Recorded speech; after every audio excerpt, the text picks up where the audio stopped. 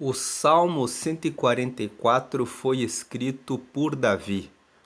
No texto massorético, que é a Bíblia original, o título desse salmo é Para Davi, vírgula, uma oração.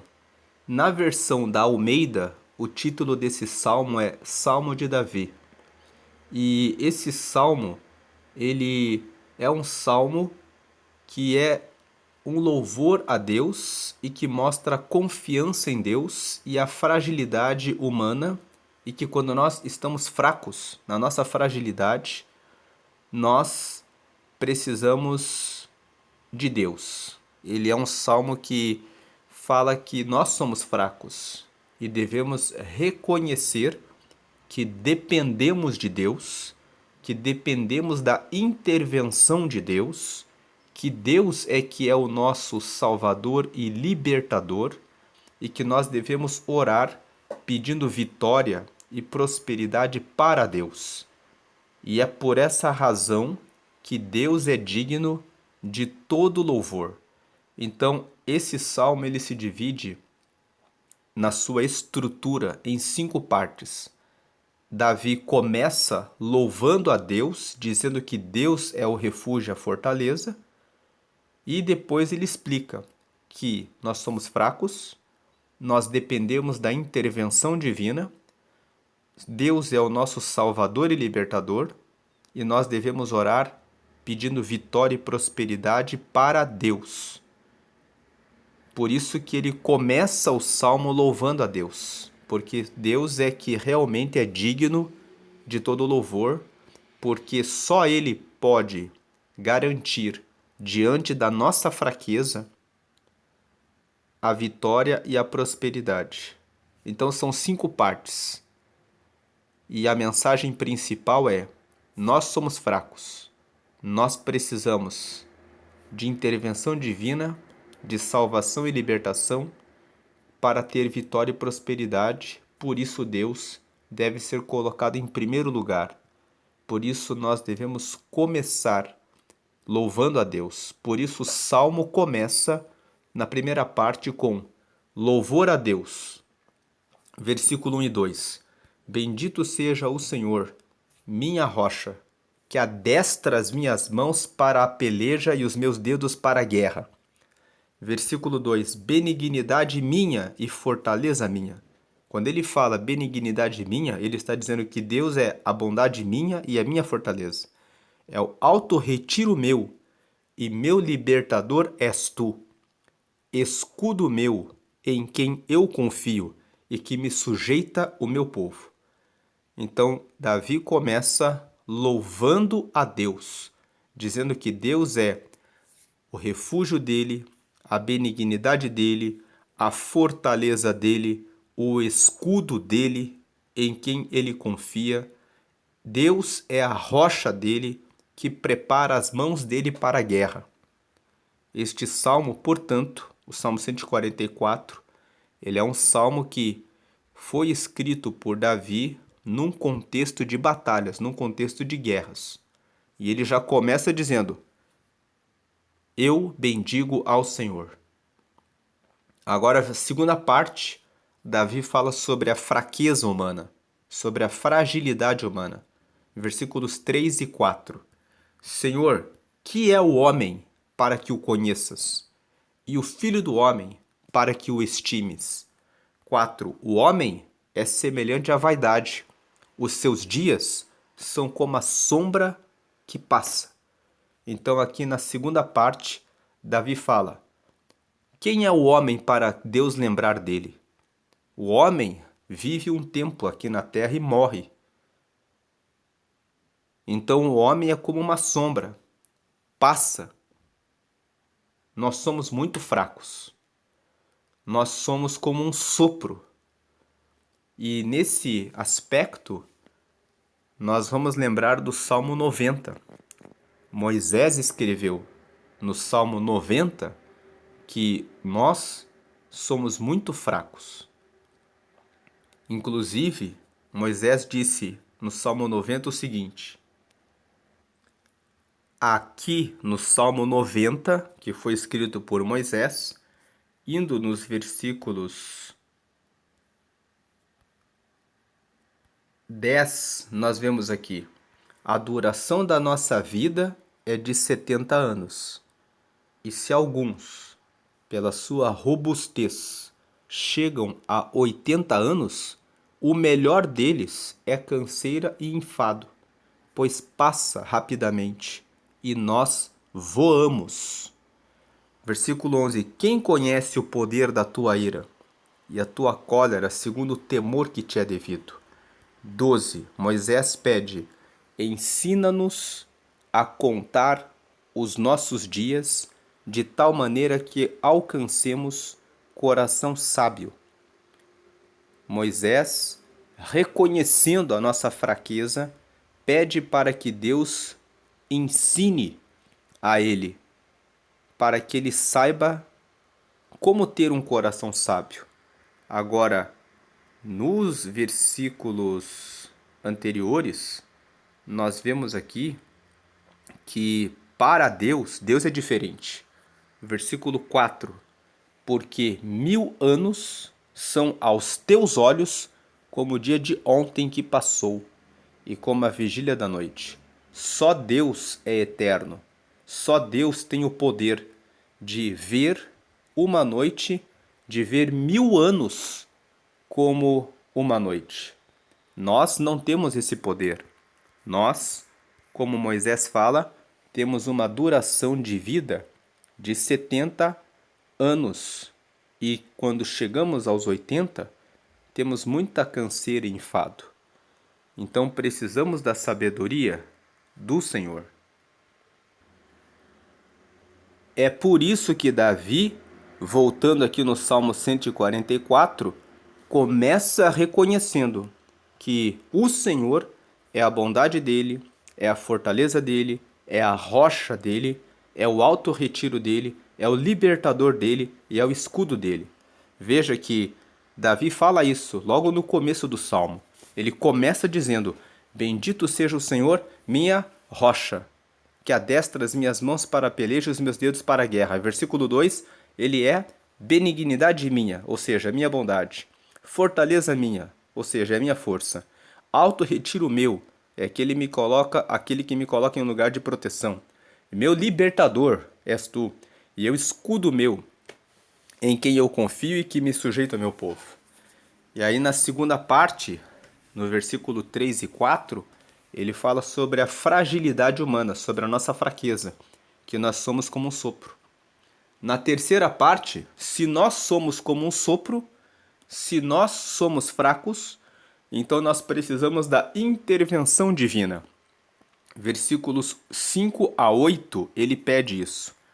Abaixa, ó Senhor, os teus céus e desce. Toca os montes e fumegarão. Ele está exaltando o Senhor. Ele está dizendo: eu dependo do Senhor, para que o Senhor desça do céu, para que o Senhor faça os céus descerem, para que o Senhor toque nos montes e eles vão fumegar. Ele está dizendo: porque o Senhor é fogo, o Senhor tem poder.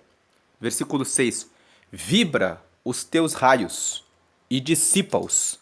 Envia as tuas flechas e desbarata-os. 7. Estende as mãos desde o alto. Livra-me e arrebata-me das muitas águas e das mãos dos filhos estranhos.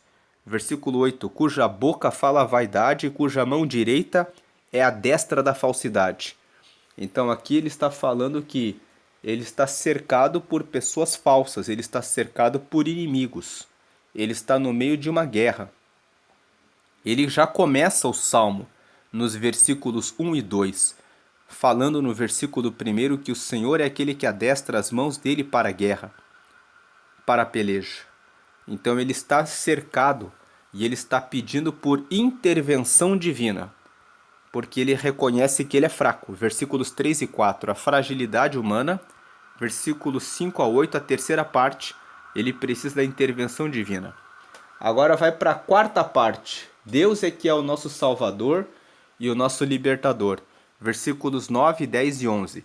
A ti, ó Deus, cantarei um cântico novo. Com o saltério e com o instrumento de 10 cordas te cantarei louvores. 10. É ele que dá a vitória aos reis e que livra a Davi, seu servo, da espada maligna. 11. Livra-me e tira-me das mãos dos filhos estranhos, cuja boca fala vaidade e cuja mão direita é a destra da iniquidade. Veja que no versículo 11 ele repete a ideia que ele fala no versículo 8, cuja boca fala vaidade e cuja mão direita é a destra da falsidade.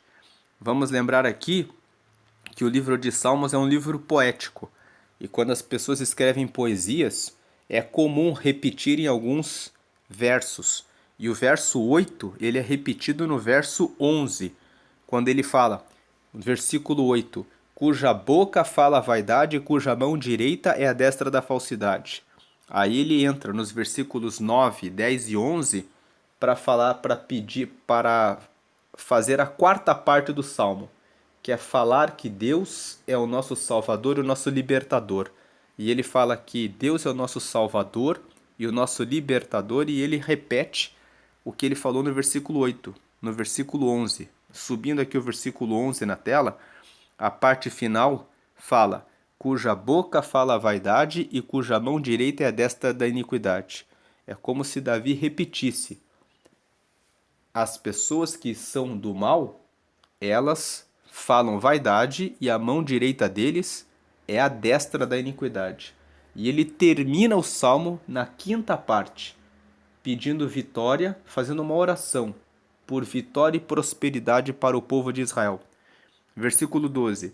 Para que nossos filhos sejam como plantas, bem desenvolvidos na sua mocidade, para que as nossas filhas sejam como pedras de esquina lavradas, como colunas de um palácio. 13. Para que as nossas despensas se encham de todo o provimento, para que os nossos gados produzam a milhares e a dezenas de milhares em nossas ruas. 14. Para que os nossos bois sejam fortes para o trabalho, para que não haja nem assaltos, nem saídas, nem clamores em nossas ruas. 15. Bem-aventurado o povo a quem assim sucede.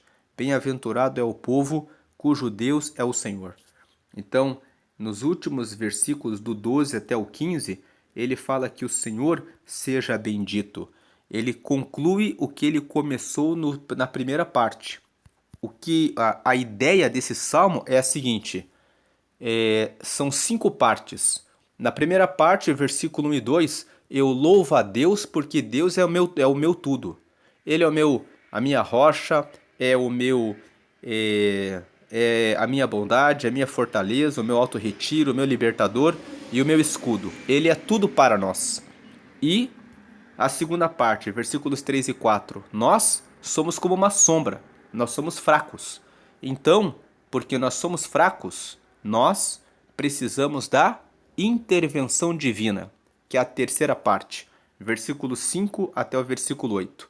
Nós precisamos pedir para Deus descer dos céus, tocar no monte, mandar os seus raios e estender a mão do alto contra os nossos inimigos e me tirar das muitas águas e das mãos dos filhos estranhos, porque eles têm uma boca que fala vaidades e a destra deles é uma destra de falsidade. Por isso que nós precisamos da intervenção divina. E nós precisamos a quarta parte, que Deus intervenha e nos salve e nos liberte. Ele é o nosso Salvador e o nosso Libertador. Versículos 9, 10 e 11. Então nós vamos clamar a Deus, é Ele que vai nos dar a vitória, que vai livrar Davi da espada maligna e que vai tirar o povo de Israel da boca que fala a vaidade e da destra do pecado, da destra da iniquidade, que é a mão dos inimigos. Então Ele intervém a nosso favor, versículos 5 a 8, que é a terceira parte, e Ele nos salva e nos liberta. Ele intervém, a terceira parte, e ele intervém para quê? Para salvar e libertar, que é a quarta parte. E a última parte, por que Deus ele intervém e depois ele nos salva e nos liberta? Para que os nossos filhos sejam como plantas bem desenvolvidos, as nossas filhas sejam como pedras de esquina lavradas. Nós sabemos que a pedra de esquina Ele está falando a respeito de fundamento de prédios, está falando de colunas, para que as nossas filhas sejam como colunas, para que as nossas despensas estejam cheias de provimento, os nossos animais produzam muitas crias, os nossos bois sejam fortes e não haja assalto, nem saída, nem clamores, ou seja, nem angústias no meio das ruas. E assim, bem-aventurado é o povo que assim sucede. Bem-aventurado é o povo que tem Deus como Senhor.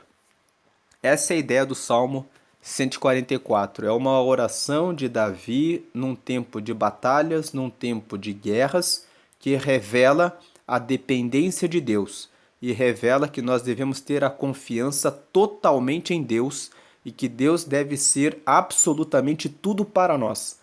Ele deve ser a tua bondade, ele deve ser a tua fortaleza, ele deve ser a tua rocha, que adestra você e prepara você para as batalhas da vida. Ele deve ser o seu autorretiro. No momento em que você está em angústia, ansiedade, preocupação, você deve ter ele como seu autorretiro. Você deve ter ele como seu escudo. Quando você recebe uma palavra de ataque dos seus inimigos, você deve se blindar com a palavra de Deus, porque Deus é tudo. Essa é a ideia do Salmo.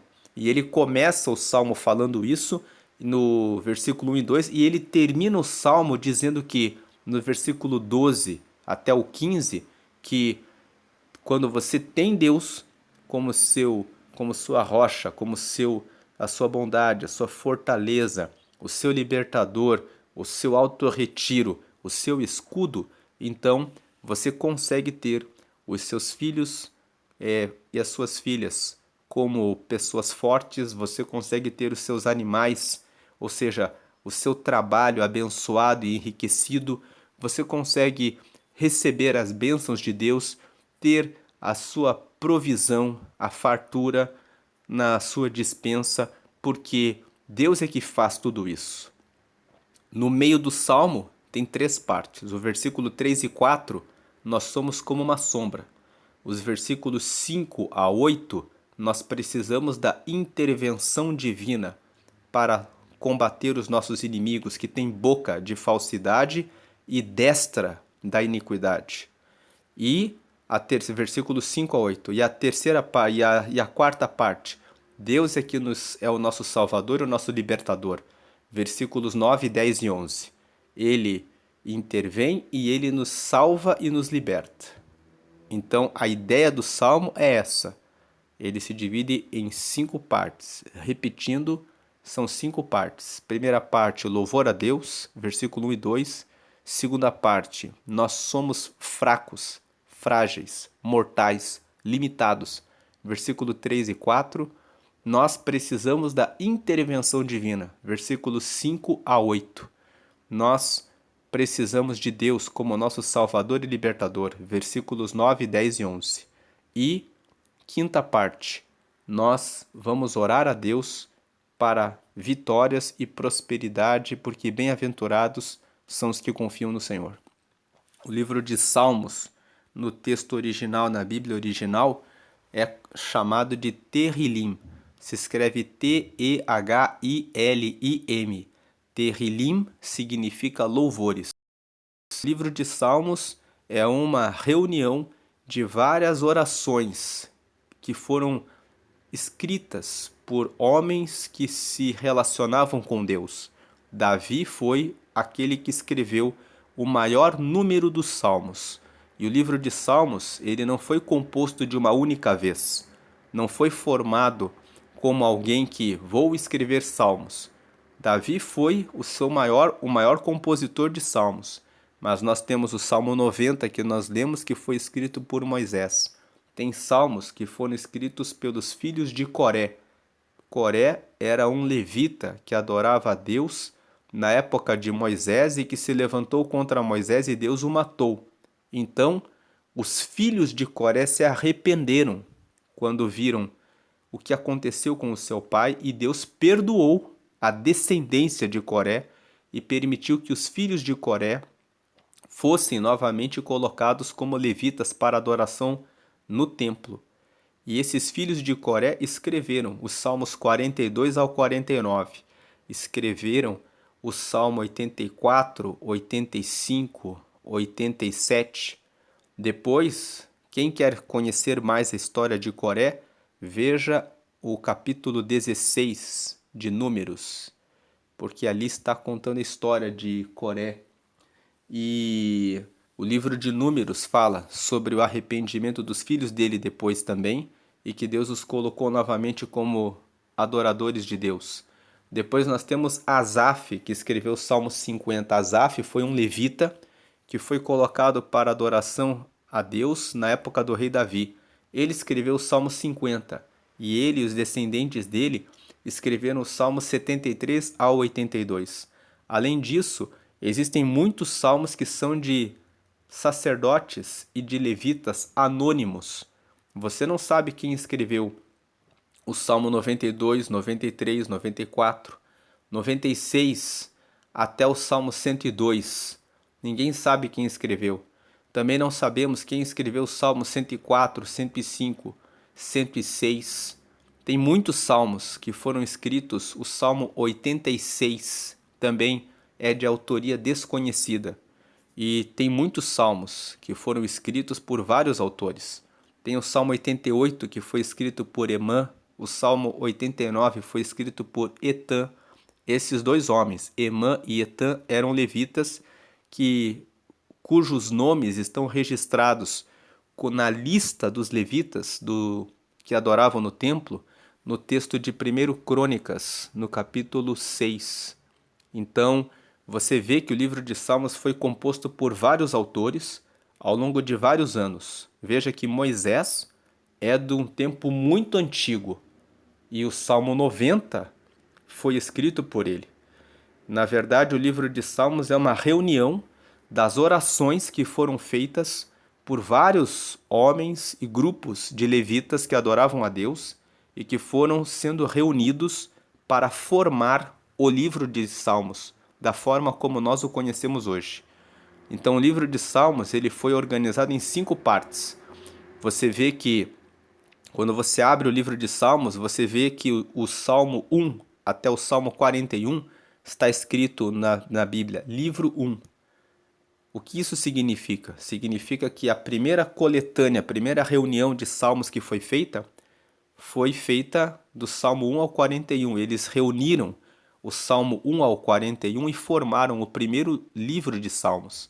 Todos esses salmos foram escritos pelo rei Davi. Depois, eles reuniram vários textos, do Salmo 42 até o Salmo 72, e formaram o livro 2. O livro 2 tem 3 autores. Os filhos de Coré escreveram o Salmo 42 ao 49, Asaf escreveu o Salmo 50 e Davi escreveu o Salmo 51 até o 72. Existem algumas questões sobre o Salmo 51 até o 72, que são as seguintes. O Salmo 66, 67 e 71 não se tem certeza que foi Davi que escreveu, mas a forma como o texto foi escrito, entende-se que foi Davi que escreveu. E a segunda questão é que o Salmo 72, alguns dizem que não foi Davi que escreveu, mas que foi Salomão na verdade. Mas o último versículo do Salmo 72 diz assim: findam-se aqui os salmos de Davi. Então se entende que, se está escrito que findam-se aqui os salmos de Davi, então muitos dizem que o Salmo 72 também foi escrito por Davi. Então se diz que os Salmos 51 até o 72 foram escritos por Davi. Depois encontraram o Salmo 73 até o Salmo 89. E o Salmo 73 até o 82 foram escritos por Asaf e os seus descendentes. O 83 foi escrito por Davi. O 84, 85, 87 foram escritos pelos filhos de Coré. O 86, ninguém sabe quem é o autor. E o 88 foi escrito por Emã e o 89 foi escrito por Etã. E eles reuniram esses salmos e formaram o livro 3. Depois, eles encontraram o Salmo 90 de Moisés e encontraram vários salmos de vários sacerdotes anônimos e reuniram o Salmo 90 até o Salmo 106 e colocaram o Salmo 103, que foi escrito pelo rei Davi, e formaram o livro 4 dos Salmos. E por último, eles encontraram o Salmo 107 até o Salmo 150, e vários desses salmos foram escritos por Davi e alguns foram escritos por autores anônimos, e eles formaram o livro 5. E então se formou o livro dos Salmos como hoje nós conhecemos, do Salmo 1 até o Salmo 150. Mas nós vemos que houve 5 fases de formação desse livro, e que ele é um livro que tem muitos autores. E os Salmos são um livro que tem uma utilidade na vida cristã, porque cada salmo reflete o sentimento que a pessoa que o escreveu estava passando naquele momento. Por exemplo, nesse Salmo 144 que nós lemos hoje, é um salmo que foi escrito pelo rei Davi, mostra claramente que ele estava passando por uma situação de guerra.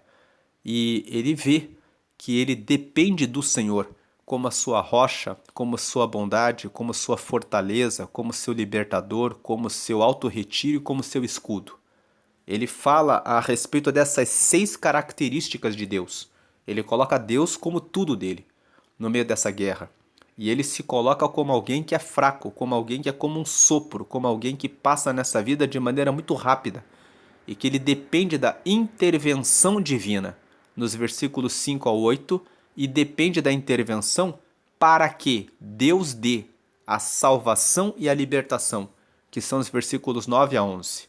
Então ele fala não só que Deus precisa intervir, mas que é Deus, quando ele intervém, que ele dá a salvação e a libertação. E é dessa forma, com a intervenção, versículos 5 a 8, e com a salvação e a libertação, ou seja, com a ação e a manifestação de Deus na terra para ajudar o povo de Israel, é que o povo de Israel vê os seus filhos sendo fortes, o seu gado se multiplicando, as suas despensas estando fartas e o povo sem clamores, sem choro, sem reclamações, sem lamentações, mas com voz de alegria, porque bem-aventurados são aqueles que seguem ao Senhor. Então, este Salmo 144 é um salmo que canta esse momento. Cada salmo tem uma situação de uma particularidade com Deus. Como nós lemos no Salmo 90, quando Moisés fala sobre a brevidade da vida, que nós vivemos apenas 70 anos, e quem vive até os 80 pela sua robustez tem no melhor dos seus dias enfado e canseira, ele está refletindo sobre a nossa fragilidade, sobre o tempo da nossa velhice, que nós precisamos pedir que Deus derrame sabedoria sobre nós. Mas existem outros salmos que falam sobre lamentação, o Salmo 13. Davi fala, até quando o Senhor vai ficar longe de mim? Existem salmos de instrução, o Salmo 15 e o 24. Quem morará no céu? Aquele que não difama com a língua, aquele que teme ao Senhor, aquele que não aceita peita contra o seu próximo, aquele que cumpre a sua palavra, o seu juramento, mesmo que com próprio prejuízo. Quem faz isso estará com o Senhor. O Salmo 15 fala isso. É um salmo de instrução. Existem salmos que são de lamentação. O Salmo 74, o povo está se lamentando. Os filhos de Asaf escreveram isso. Nós estamos no cativeiro. Nós fomos lançados para fora da nossa terra. Até quando o Senhor vai nos castigar pelos nossos pecados? Então existem salmos de lamentação também. E existem salmos em que se manifesta a ansiedade, a dúvida. O Salmo 42 foi escrito pelos filhos de Coré. Ele fala assim no versículo 5: Por que está abatida, ó minha alma? Espere em Deus, pois eu ainda o louvarei. É um momento de dúvida, um momento de ansiedade, um momento de incerteza. E os filhos de Coré manifestaram a sua dependência de Deus nesse momento. E veja que o Salmo fala, por que está abatida, ó minha alma? Então é uma autorreflexão. Foi escrito pelos filhos de Coré, o Salmo 42. E existem as imprecações, que são salmos em que se pede a destruição dos inimigos. Davi escreveu o Salmo 109, falando assim, que o Senhor coloque outro superior ao meu inimigo, que a sua esposa seja viúva, que os seus filhos sejam órfãos, que Satanás esteja à sua direita, que ele seja destruído. Então esses salmos são chamados de salmos imprecatórios. São salmos que pedem a destruição, a derrota, a desgraça dos inimigos. E esses salmos mostram que a sinceridade dos salmistas, quando eles sentiam isso, eles confessavam para Deus que eles estavam desejando isso. Mas em todos os salmos imprecatórios, no final sempre existe uma frase dizendo assim: o Senhor é aquele que tomará vingança. Portanto, se você escutar alguém ensinando que nós podemos fazer esses tipos de orações, a pessoa está errada. Por quê? A Bíblia tem que ser lida na sua unidade. Você não pode pegar um único texto e pegar aquele texto e dizer: Davi orou assim, então eu também posso pedir a destruição do meu inimigo. Não pode, porque a Bíblia fala o quê? Na sua totalidade, o Salmo 94 fala: a ti pertence a vingança, somente ao Senhor pertence a vingança. Jesus ensinou em Mateus 5,44: amai os vossos inimigos. Jesus, quando ensinou o Pai Nosso, disse: Pai, perdoa os nossos devedores. Perdoa as nossas dívidas, assim como nós perdoamos aos nossos devedores. Então ele está falando que nós devemos perdoar os nossos inimigos. E Jesus, quando estava sendo crucificado, disse: Pai, perdoa aqueles que estavam crucificando ele, porque eles não sabem o que eles fazem. Então, quando você lê a Bíblia na totalidade, Romanos capítulo 12, Paulo fala que nós não devemos nos vingar, mas dar lugar à ira. Então, porque a vingança pertence somente a Deus. Então, quando você lê a Bíblia na totalidade, você vê que a vingança e o desejo de morte dos nossos inimigos não está adequado aos ensinamentos de Deus. Mas, para que então estão os salmos imprecatórios na Bíblia? Para nos mostrar que nós podemos ser sinceros a Deus. Eu posso orar e dizer: Deus, o desejo que eu tenho no meu coração é que o meu inimigo morra. Mas é o Senhor que faz justiça.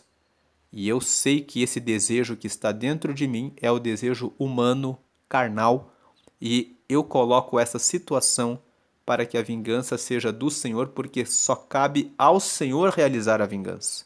Eu oro para que essa pessoa receba a sabedoria de Deus, para que ela pare de ser meu inimigo. É assim que nós devemos orar.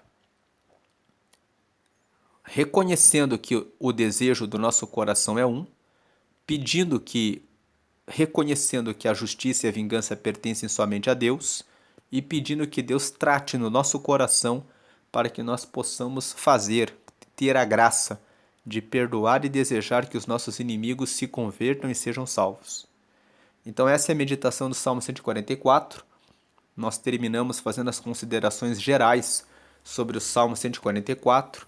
Uma última consideração que faço aqui é que no livro 5 dos Salmos, que vai do Salmo 107 até o Salmo 150, nós temos 3 informações. A primeira informação: no livro 5, nós temos o menor salmo da Bíblia, que é o Salmo 117, o meio da Bíblia, que é o Salmo 118, e o maior salmo da Bíblia, que é o Salmo 119.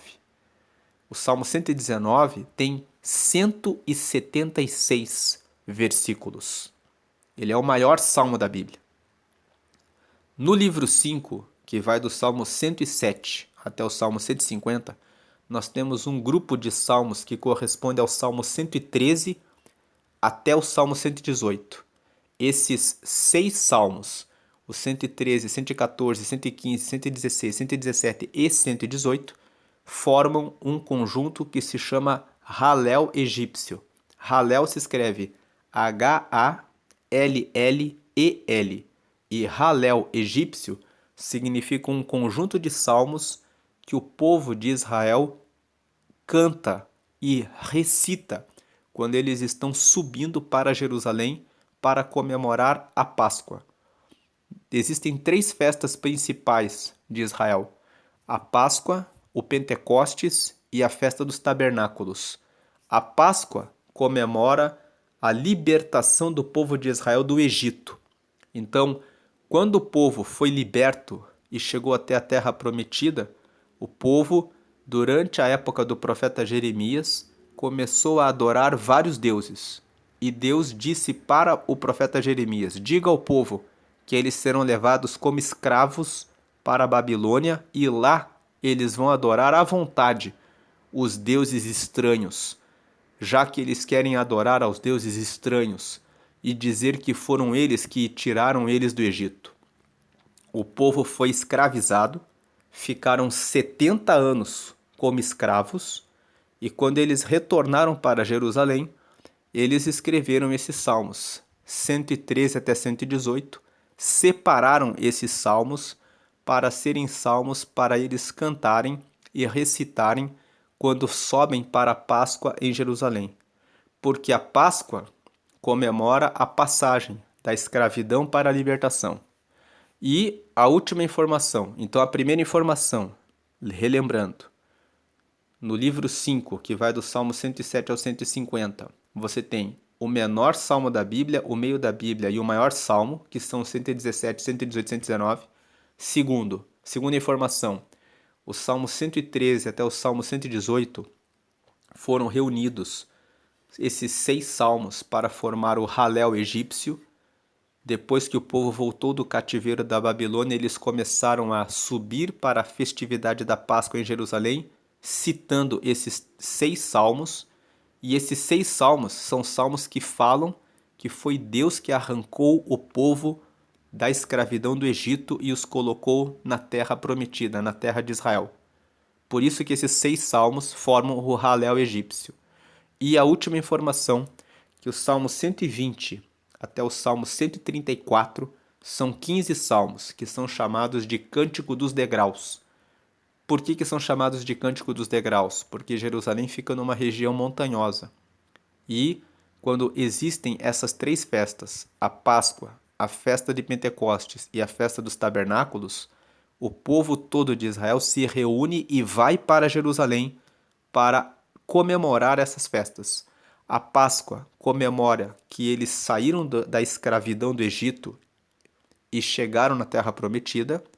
O Pentecostes é que depois de, no dia 50, que eles saíram do Egito, Deus deu as tábuas da lei, ou seja, Deus deu orientação e instrução, os 10 mandamentos, e a festa dos tabernáculos é a comemoração em que eles lembram que durante o período de 40 anos no deserto que eles peregrinaram, Deus os protegeu.